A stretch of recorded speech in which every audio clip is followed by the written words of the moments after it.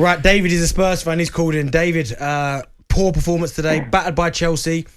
I mean... Yeah, absolutely diabolical. Funny enough, I just was listening, and Darren Ambrose and Alex, 110% right in everything that they've said.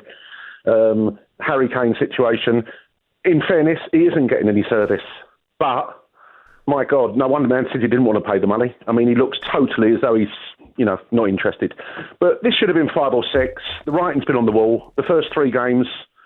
You go play the Manchester City side. If ever there was a time to play Man City, it was the first game. They'd like a reserve side out sort of thing. You won 1-0, played quite well. Wolves, lucky. Watford, lucky. They got found out. Not just recruitment. This team are not good enough. There's no one in that side. What team would play Spurs and actually be scared against anyone? The whole midfield, everything about it, it's appalling.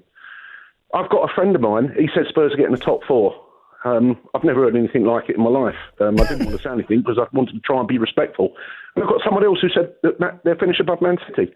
So I don't know where people are so deluded. This is such a poor side. It's unbelievable. Everything about it.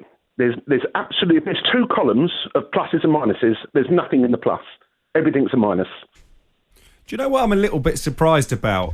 When the Super League stuff kicked off at the end of last season, Daniel Levy was really in the centre of the storm in terms of getting a lot of criticism from the Tottenham fans. I kind of felt like that would continue. I know on the face of it, he's done a good job keeping Harry Kane, although again, with hindsight, maybe he would have been better cashing him. But in terms of the lack of investment compared to the other teams who are challenging in the top 4, I kind of feel like he's got off a bit lightly. Yeah, you're right what you said earlier about the situation with Mourinho. I'm not even a Mourinho lover, but he came in to win a trophy. He gets them to a final. They sack him. This guy's out of his depth. He's like 5th choice. If ever there's 2 teams that you want to play against in the Premiership at the moment, if there was 2 teams, it'd be Norwich and Spurs.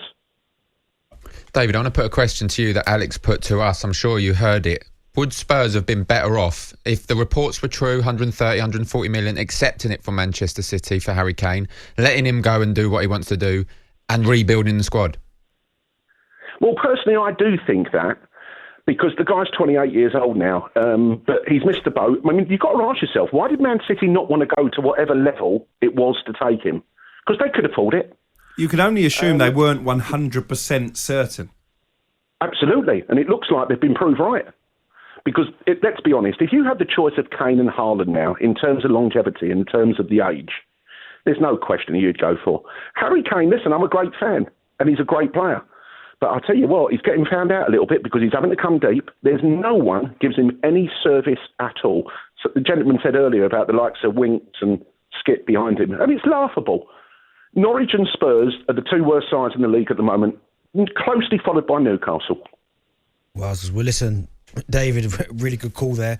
It's a big statement there. It is a really, really big statement. But on the flip side, again, Chelsea were absolutely superb.